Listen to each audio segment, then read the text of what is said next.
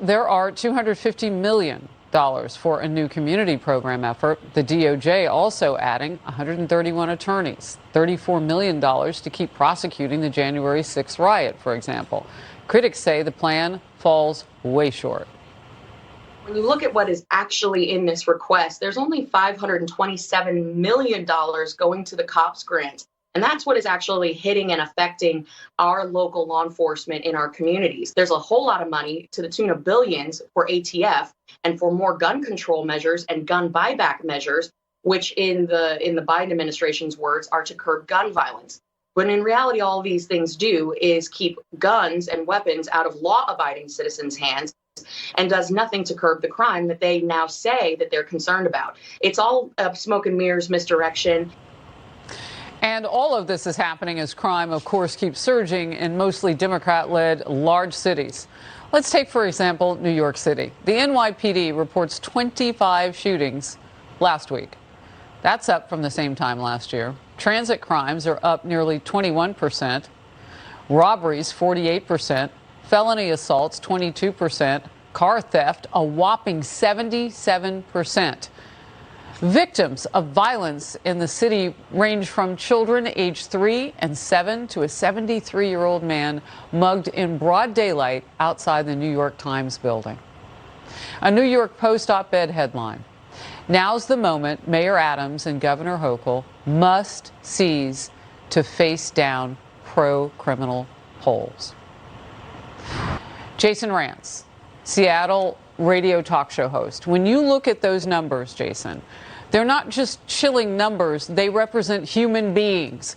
And the personal crime of taking cars while people are still in them or trying to get in them or have their purchases in them are going up. Those are very dangerous edge crimes because they literally can leap into that next zone of that person getting hurt as a victim.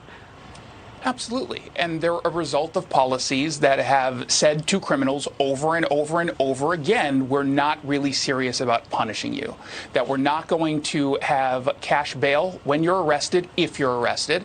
And the big if is because we keep defunding police departments or running cops out of town. Then you get in front of a judge who buys into some of this woke garbage that has been responsible for a lot of the criminals being released. You have policies in place that basically are saying up front, if you do this, we will not charge you. What in the world do these politicians think is going to occur as a result of that? When you telegraph that you're not going to punish, guess what? Bad guys take advantage. And I want people to know what they're watching. Let's not run it like wallpaper because that's a human being on the floor. And those people don't care that they're caught on camera. These are just random acts of violence. And it's heartbreaking and very dangerous. Like I said, you don't know how badly hurt those people are until police get there. Some of them have not survived. In the crime-ridden Chicago area, a new report sheds light on Mayor Lori Lightfoot's secret protection. She reportedly has a unit of 70 Chicago police officers protecting her, in addition to her 20-officer bodyguard detail. This comes as the Chicago PD has lost a large number of officers, 660 retired in 2021. Jason, the president wants to spend all this money to get people back, but you can't, in some cases, get back the experience that you let go when you were defunding. Oh, absolutely. I mean, we're losing veteran officers. These are officers who actually know what it's like to do community policing because at one point it was actually allowed. And so they created all of these relationships with the community. And now all of a sudden they're leaving because they feel like they've been betrayed by the politicians in charge. And frankly, some of the activists within the community, they have 100% been. And now we are less safe because of it. I hate to see cops leave departments, but I understand why they're choosing to do so. Some of them are completely leaving policing. Some of them are going into mid-size or smaller cities, and kudos to them because now they're going to get to protect those communities. But unfortunately, we lose a lot of cops every single time we see garbage like this. Florida's Republican Governor Ron DeSantis just signed the parental rights bill into law, and it bans classroom instruction and sexual orientation from children from kindergarten through third grade. DeSantis says he's proud to stand up to Hollywood and other critics of the law. Let's watch. Parents have a fundamental role in the education, health care, and well-being of their children. We will not move from that. I don't care what corporate media outlets say. I don't care what Hollywood says. If the people who held up degenerates like Harvey Weinstein up as exemplars and as heroes and as all that, if those are the types of people that are opposing us on parents' rights, I wear that like a badge of honor. Well, apparently that badge of honor is pretty shiny, because all the way here in New York City, Mayor Eric Adams is talking about it. Here's what he said. The extremist culture war targeting our LGBTQ plus community is hateful and harmful. Florida's Don't Say Gay bill, those are his words, is the latest shameful measure. Jason. Yeah, this is absolutely ridiculous. What we've seen over the course of the COVID lockdowns and remote learning is that parents got the wrong kind of woke for the liberals in charge, because now they figured out exactly what was happening in the classroom and they're not going to stand for it. And what we're seeing now is the same thing that progressives tried to do with CRT. They first told us it's not being taught, and then they pretended that it's just actual history we're teaching. Of course, we know that that was a lie. And so we're seeing the exact same strategy, claiming that by pushing back against a non-controversial bill that simply says no teaching of gender identity and sexuality to kindergartners to third graders. That's not controversial. That's normal. That is reasonable. We all should be getting behind it. So instead, they're just going to call everybody a bigot. Yeah. Underestimate the parents and pay for it at the polls. We'll see what happens and cover it when it does. Let's get to this. Will Smith has finally apologized to Chris Rock publicly, nearly 24 hours after the slap seen around the world. Uh-oh, Richard.